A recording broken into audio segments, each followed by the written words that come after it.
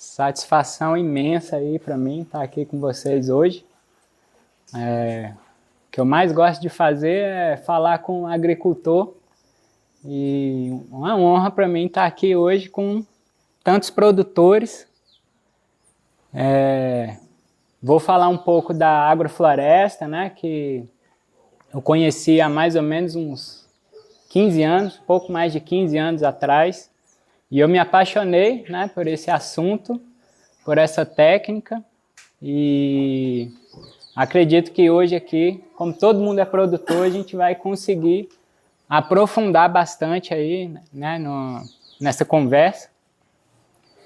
E a gente tem pouco tempo, né, acho que, apesar de eu conhecer uma boa parte de vocês aqui, não conheço todos, mas tem alguém aqui que produz em áreas maiores de 100 hectares, assim? Não.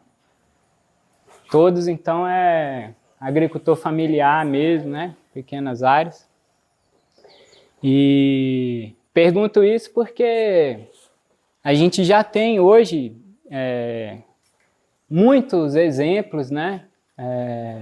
De agricultura familiar, de agricultura em pequena escala, assim, que é muito mais rentável, muito mais eficiente do que, assim, agricultura sintrópica, né? Agricultura agroflorestal, muito mais eficiente do que a gente tentar copiar uma agricultura que veio de outros lugares, né? Uma agricultura que não é apropriada para o nosso país, o nosso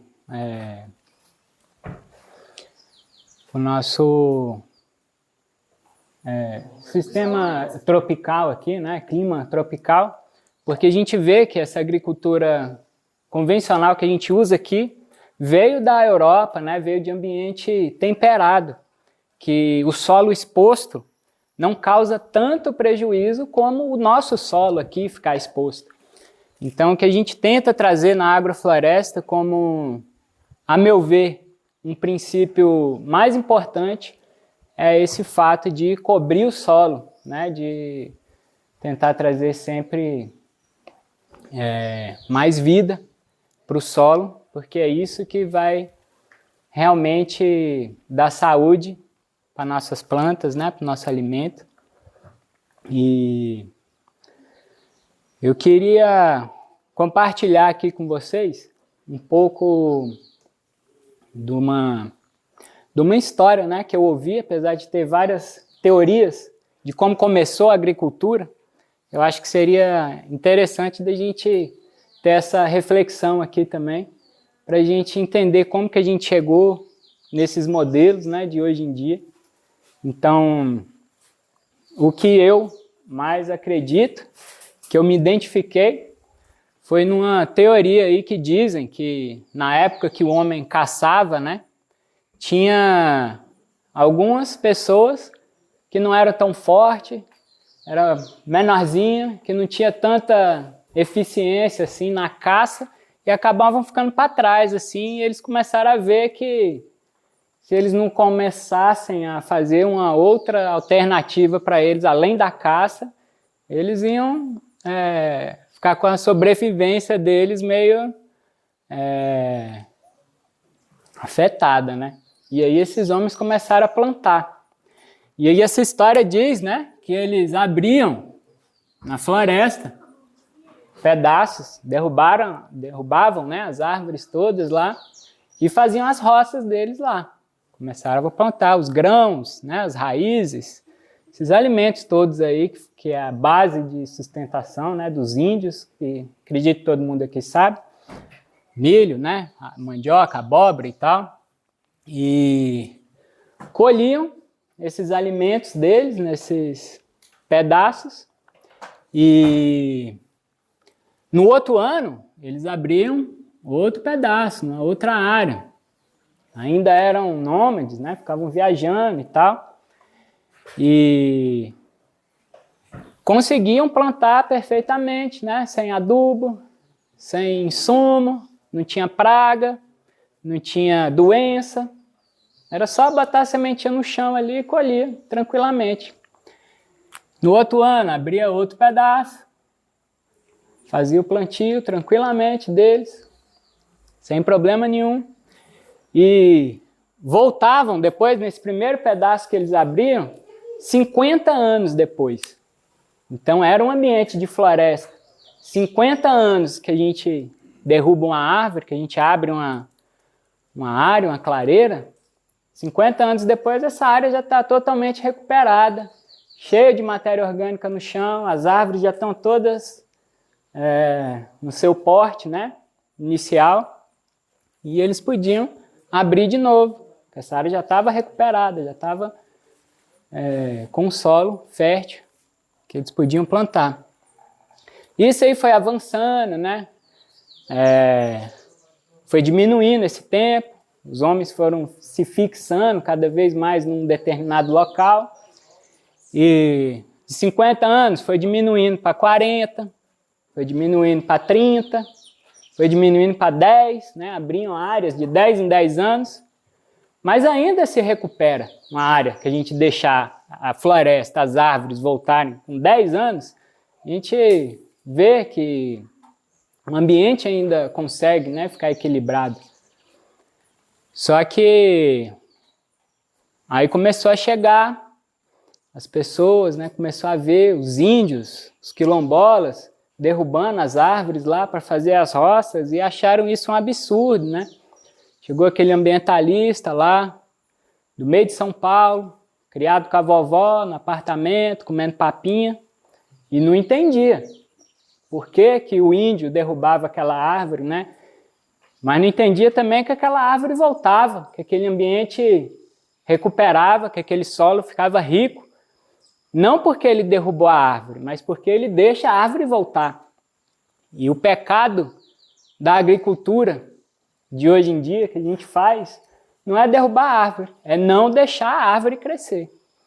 Então, esse é um dos fundamentos, né, que a gente tenta em toda a área, todo plantio que a gente faz, a gente coloca ali o elemento florestal, né, a árvore, em alta densidade mesmo, que é para a gente poder cortar, para a gente podar e botar esse material no chão, cobrindo, né, criando cada vez mais vida. Dessa forma, a gente tem a possibilidade de escolher a melhor árvore, né? A árvore mais vigorosa, mais forte, que vai ficar nesse ambiente, é a que a gente vai deixar, e as outras vão virar alimento para o solo. E a gente segue, né, alguns princípios. A gente vai conhecer aí as áreas da Terra Buma. Desde o começo, né, Ray, a gente conversava bastante aí de como a gente ia implantar as áreas, e aí a gente observava assim, os objetivos, o que a gente vai plantar aqui. A gente sempre faz um quadrinho para ter essa base do planejamento do plantio, né, que é um quadrinho que a gente classifica as espécies que a gente vai introduzir,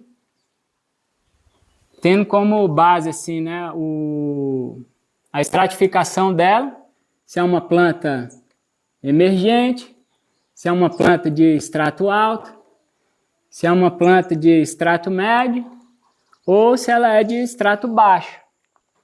E além disso aqui, tem o tempo dela na sucessão também, né? Que ela pode fazer parte aqui da placenta, que a gente chama, ou pode ser uma planta secundária, ou clímax, que são as árvores de crescimento mais lento, né, que tem uma vida mais longa também. Placenta aqui a gente pode dividir em 2, secundária a gente pode dividir em 2, e clímax tem as transicionais também, né, que a gente pode dividir aqui.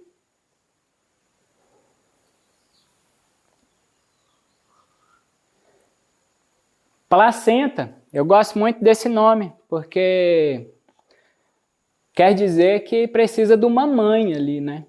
Essa placenta são as espécies que vão de 1 a 3 meses, 3 meses a 1 ano, vamos pôr aqui, aproximadamente, né? Só para a gente ter uma ideia, isso aqui a gente pode dividir ainda depois mais, conforme a gente for entendendo assim, né? Se aprofundando. A gente pode dividir em mais estratos, a gente pode dividir em mais tempos, mas isso aqui é uma forma clássica, assim, né? Básica para a gente começar a entender esses princípios aí. Então, o nome placenta, né, quer dizer que a gente precisa de uma mãe ali, que é a floresta. Para essa placenta crescer bem, a gente precisa ter as árvores, né, precisa ter a floresta que equilibrou o ambiente, que deu fertilidade para o solo. E aí sim, essa placenta consegue vir, né, são espécies de clareira, precisam de sol. Então, e em relação ao sol, também a gente classifica aqui as emergentes, que são espécies que ficam como se fosse no primeiro andar, assim, daquele consórcio que a gente está utilizando. Primeiro andar, assim, na cobertura, né, no último andar, em cima, pegando sol. Essas espécies, elas podem ocupar 20% da área, ou podem tolerar também 20% de sombra. Espécies de extrato alto, elas podem ocupar 40% da área, toleram 40% de sombra. As de extrato médio, elas ocupam 60% da área, e a de extrato baixo, 80% da área. Isso pode ser ocupação da área ou porcentagem de sombra também que elas toleram, né? Então, as de extrato baixo aqui são espécies que gostam de sombra. Elas produzem bem, né? Só conseguem atingir o potencial delas total mesmo se estiverem na sombra, né? Que começa lá na clareira, aquelas plantinhas, e aí elas vão começando a fazer essa estratificação com o passar do tempo, né? A gente vê aqui as secundárias e climáticas crescendo, a floresta vai subindo, e chega num momento também que as climáticas atingem lá o dossel da floresta, né, e fecham. E aí esse extrato emergente aqui começa a aumentar essas porcentagens para 60%, para 80% lá em cima, e fecha. No momento que essa floresta aqui fecha, esse andar de cima, que é uma forma assim que a gente vê nas monoculturas aí hoje em dia, né, florestamento que o pessoal faz de uma espécie só, fica muito fechado aqui em cima e aberto aqui embaixo. Essas plantas começam a sair, elas ficam fracas, e aí isso aqui já é um ambiente de morte da floresta. É onde começa a surgir as lianas, né, os cipós, e a função do cipó na floresta é derrubar a árvore. E aí esses cipós começam a derrubar a árvore, para abrir essa clareira, para começar de novo toda essa estratificação, que a gente tenta trazer aqui para o nosso plantio também. Então, tem espécies de abacaxi, né? Eu não diria que todo abacaxi gosta de sombra, não.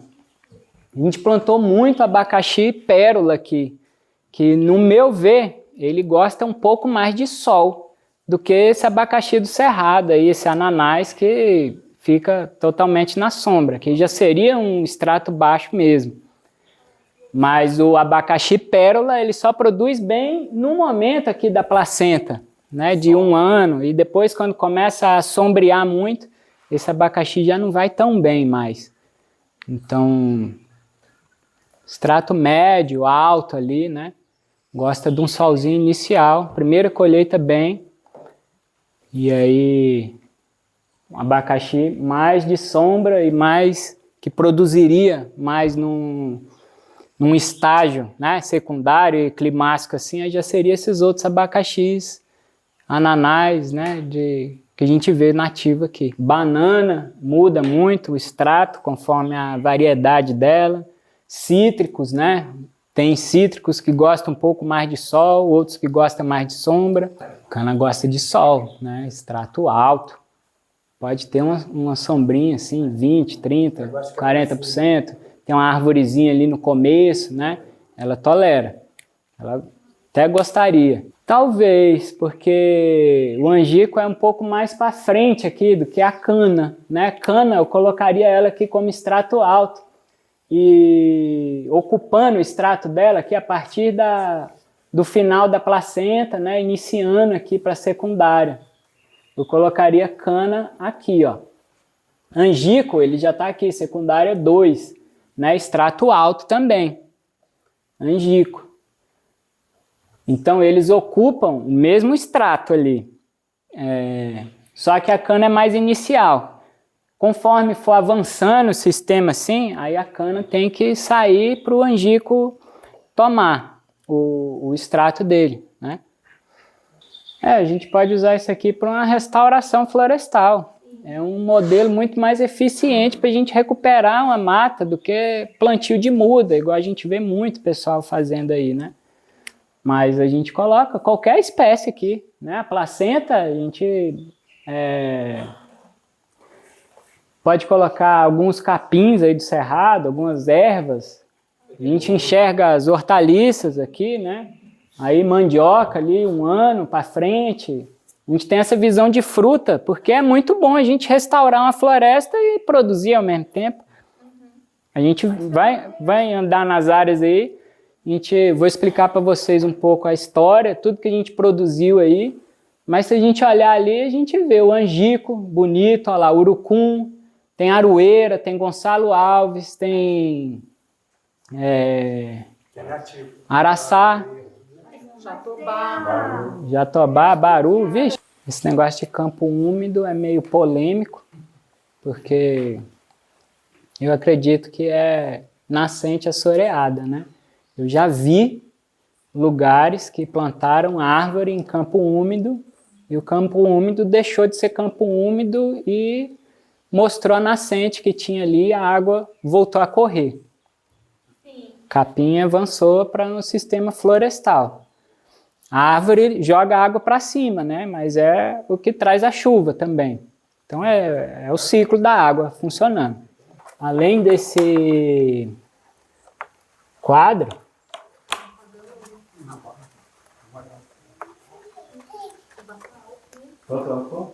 aqui tá de boa.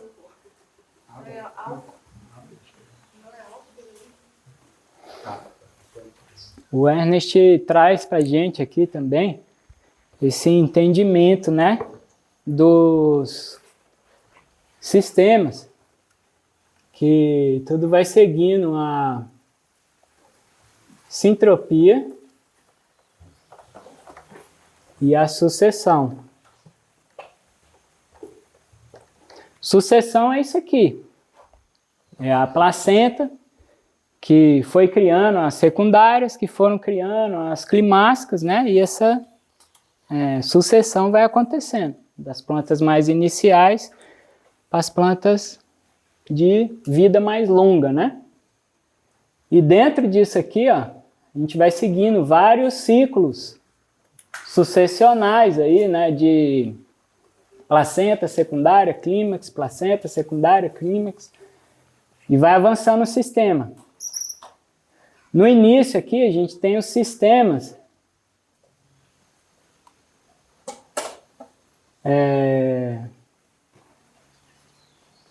de colonização.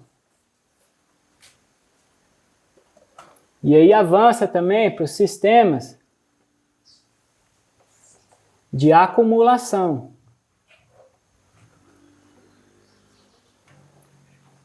E aqui é o nosso sonho, né? Os sistemas de abundância. Que é onde o homem está, né? Onde os animais de porte grande estão e vivem. São em ambientes de abundância. São esses sistemas que conseguem emprestar ali o que tem, que está em abundância, né? Para outros sistemas poderem avançar. Aqui a gente começou os plantios, era tudo área de pasto, né? Então a gente tinha que pegar o material de outra área para poder juntar aqui e criar o nosso plantio. Então quando a gente começa num sistema aqui de colonização, a gente depende de alguma outra área para começar bem. Claro que não existe regra também, né? Cada um tem um contexto aí. Dá para começar só em sistema de colonização também. Vai ser um pouco mais difícil, mais demorado, mas o mundo, né, a natureza, começou assim, sozinha, só aqui. E vai avançando, tanto em espécies de plantas como animais, né, até chegar aqui na abundância. Eu acho isso incrível, assim, como que esse princípio aqui acelera muito, né, a criação de uma floresta. Essa área aqui foi uma área que a gente começou cultivando hortaliças. Então, hortaliça é um cultivo assim, que exige muita mão de obra, né? Atenção, tem que estar em cima ali o tempo todo.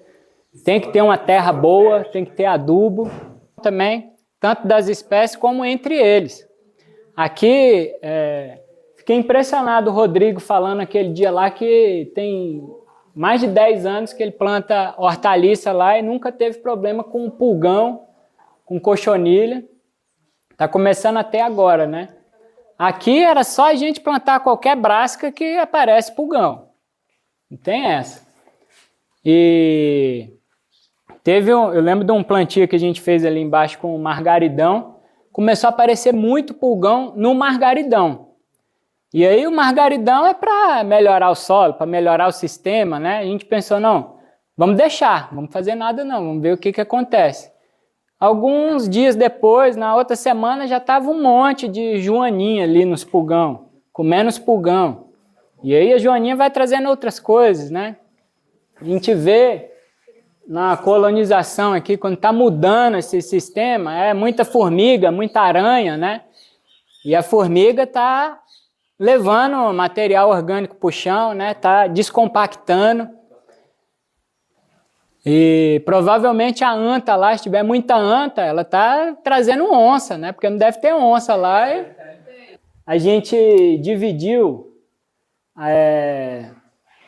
1 hectare para produzir hortaliça. A ideia foi produzir hortaliça aqui nesse 1 hectare, a gente vai andar aí. Só que a gente começou aqui com um talhãozinho de 150 metros, que foi em 2018, né? E aí, a gente plantava um talhãozinho desse por semana. Toda semana um talhãozinho. Na verdade, o primeiro ano a gente passou o trator aqui em tudo, né? Aí plantou adubação verde, crotalária, guandu, feijão de porco, um monte de coisa.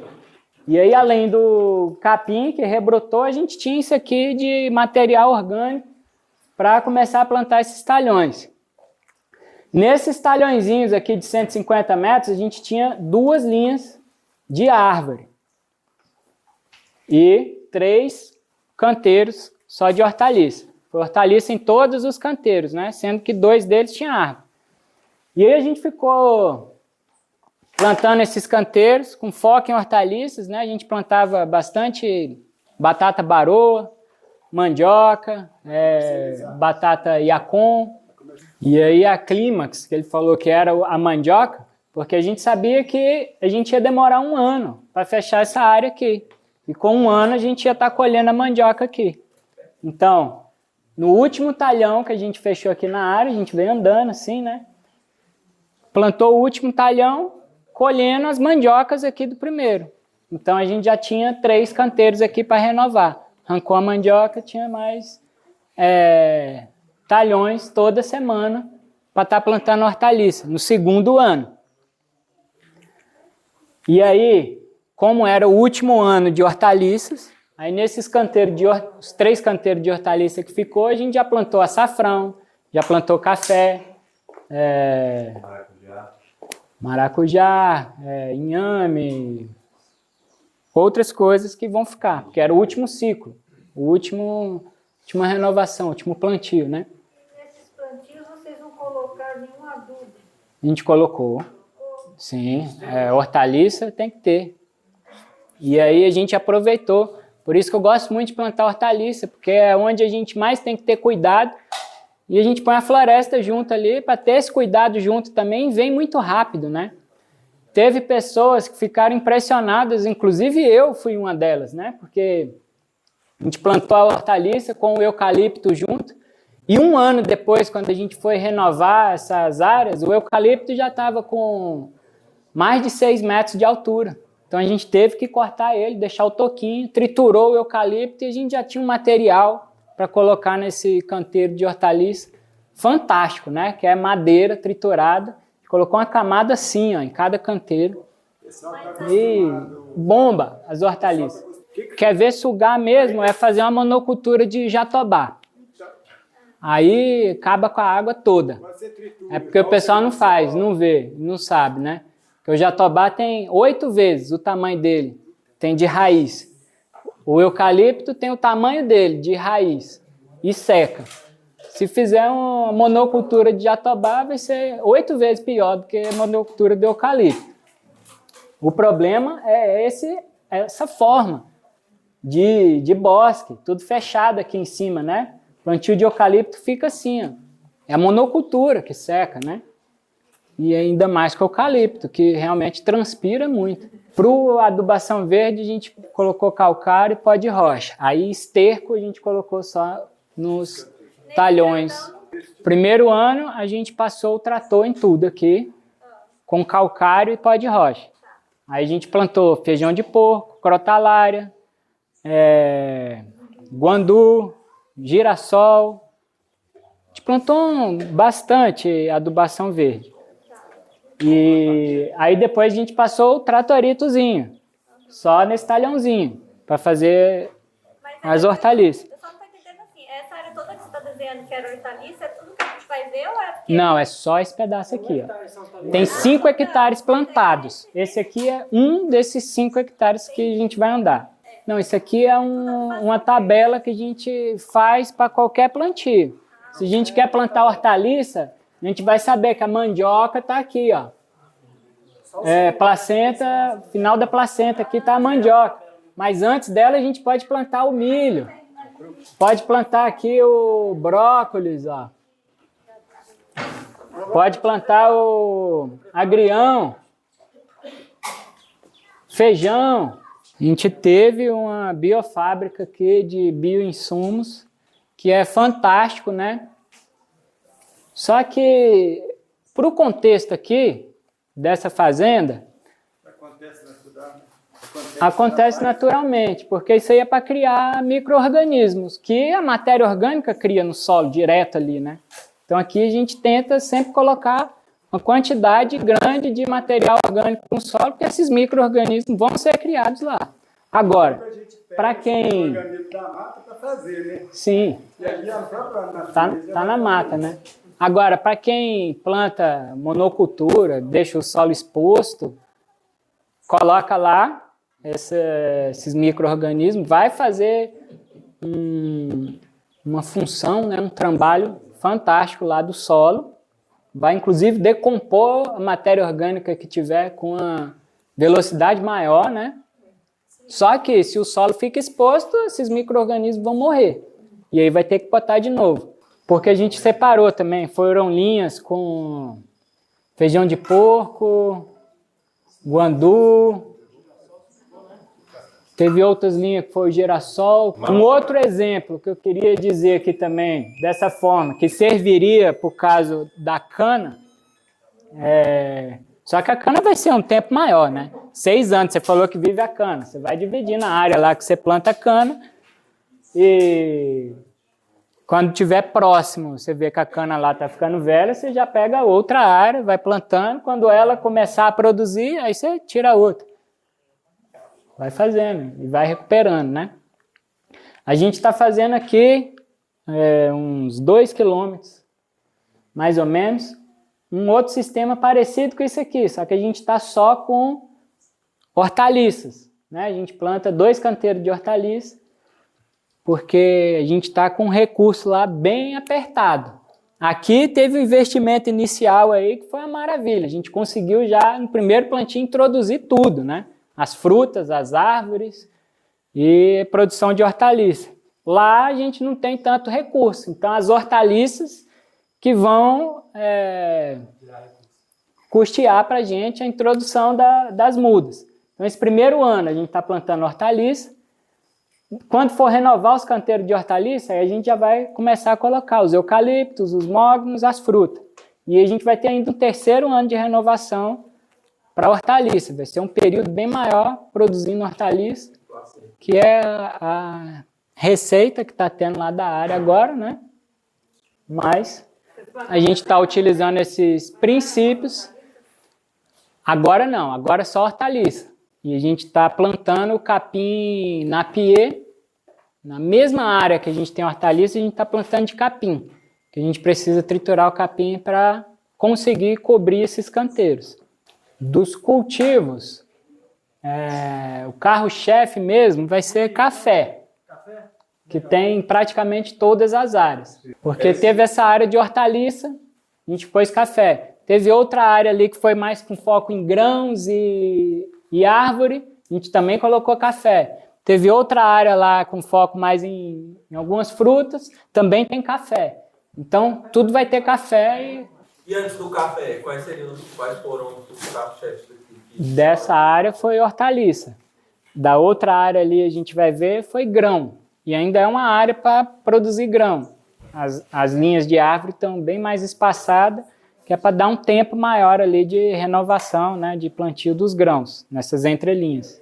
Tem essa história aí do café Veadeiros, né, que é muito antigo. Lá do Lauro tem centenas de anos, né, esse café dele lá, bem antes da fazenda ser dele, já tinha o café.